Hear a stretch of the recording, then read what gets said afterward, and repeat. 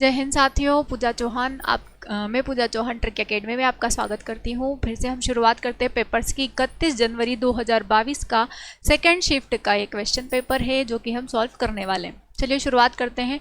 WBC का मतलब क्या है? WBC जो कि हमारे शरीर में पाई जाती है, जिनको फाइटर सेल कहा जाता है या जिनको सोल्जर सेल कहा जाता है या हमारे प्रतिरक्षा तंत्र को बढ़ाने वाली कोशिका कहा जाता है, तो इसका फुल फॉर्म पूछा गया है, क्या होता है?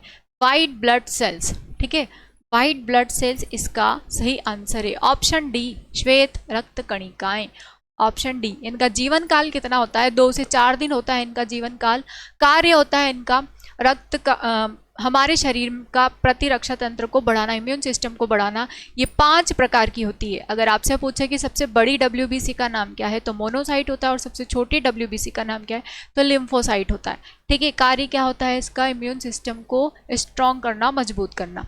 अगला प्रश्न है, ऊर्जा कितने प्रकार की होती है? और हाँ, WBC का रासायनिक नाम ल्यूकोसाइट होता है। ठीक है, और इनकी मात्राएं हमारे शरीर में 8 से 10,000 होती है।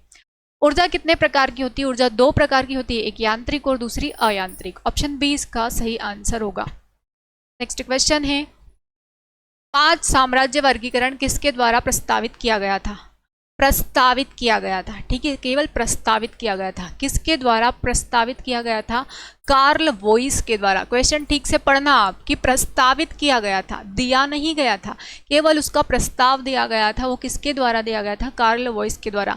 लेकिन जो सफल हुआ था वो किसका था? तो वो RH व्हाइटकर का था। ठीक है, नेक्स्ट क्वेश्चन है, सतपुड़ा राष्ट्रीय उद्यान के अंदर पाई जाने वाली ऐतिहासिक महत्व की वस्तुएं हैं, क्या कहलाती हैं? वो पत्थरों के बारे में पूछा गया है, तो वो कौन सी है? रॉक शेल्टर है। ऑप्शन ए इसका सही आंसर है। नेक्स्ट क्वेश्चन है, बंद और बिखरे हुए संवहनी बंडलों में पाए जाते हैं, क्या बंडलों में से किसके पास होते हैं? किसके पास होते हैं? तो वो एक बीजपत्री में होते हैं। एक बीजपत्री के अंदर ही एकदम बंधे हुए रहते हैं ये। ऑप्शन ए इसका सही आंसर है। एक बीजपत्री का उदाहरण क्या है? गेहूं है, चावल है ना, तो ये एक बीजपत्री के अंतर्गत आते हैं। और क्या हो सकता है? गन्ना भी एक बीजपत्री के अंतर्गत ही आता है। मैंने पिछले पेपरों में आपको बताया था कि मीना माता जो रोग होता है वो लेड के कारण होता है। दरअसल वो पारा या मरकरी के कारण होता है। थोड़ा मिस्टेक हो गया था उसमें, तो आप उसको करेक्शन कर लीजिएगा। ठीक है, जो मीना माता रोग होता है वो पारे युक्त अगर आप जल को ग्रहण कर लेते हैं तो मीना माता रोग हो जाता है, और उसका असर पड़ता है आपके दिमाग पर, मस्तिष्क को प्रभावित करता है ये। अगला है, गुब्बारे को गर्म हवा से भरना एक परिवर्तन है। कोई गुब्बारा है, उसको उसमें हवा भरना क्या कहलाता है?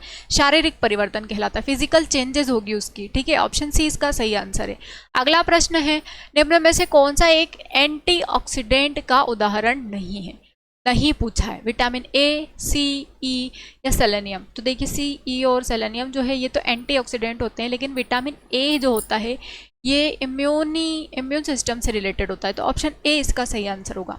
नेक्स्ट क्वेश्चन है, निम्नलिखित में से किस कपड़े में पौधों और जानवरों से रेशे प्राप्त नहीं होते?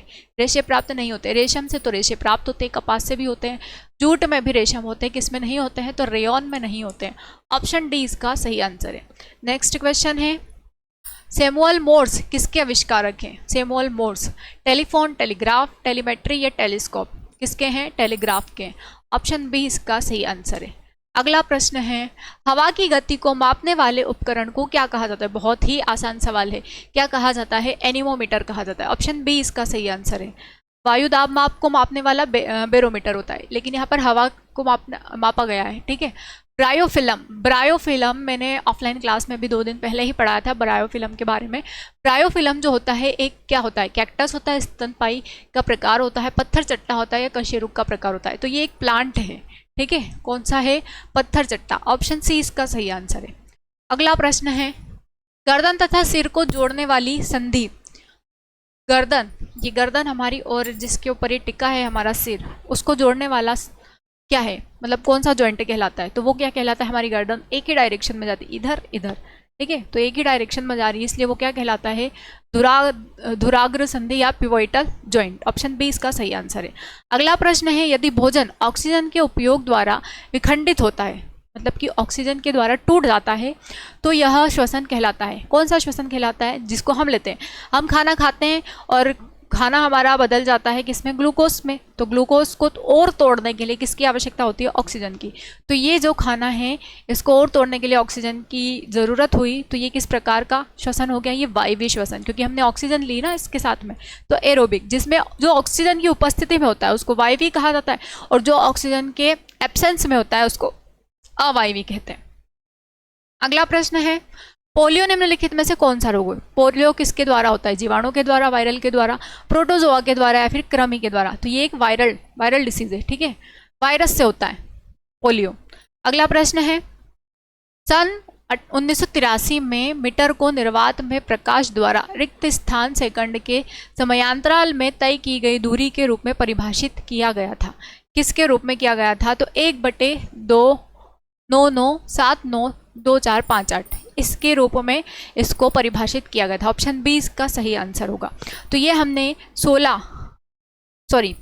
31 जनवरी 2022 के सेकेंड शिफ्ट के क्वेश्चन सारे कंप्लीट कर लिए हैं, और इसी तरीके से बने रहें हमारे साथ, ताकि हम और भी पेपर्स लेकर आते रहेंगे, और साथ में कुछ जानकारियाँ भी लेकर आते रहेंगे जो आपके लिए बहुत ज़रूरी रहेगी। और अगली ही क्लास में मैं आपको बहुत ही जल्दी एक वीडियो ऐसा सेंड करने वाली हूँ जिसमें आपको पता चल जाएगा कि जो पॉलिनेशन की प्रोसेस होती है वो किन किन इंसेक्ट के थ्रू हो सकती है, और उनकी स्टडी को क्या कहा जाता है। तो बहुत जल्दी आपके सामने ये वीडियो आने वाला है, तो बने रहें ट्रिक एकेडमी के साथ में और अपनी तैयारी को मजबूत रखिए। और आपको पता ही है, अगर आप ट्रिक एकेडमी के साथ जुड़े रहे तो अब की बार आपकी जीत पक्की है, ठीक है। तो बने रहें ट्रिक एकेडमी के साथ। जय हिंद साथियों।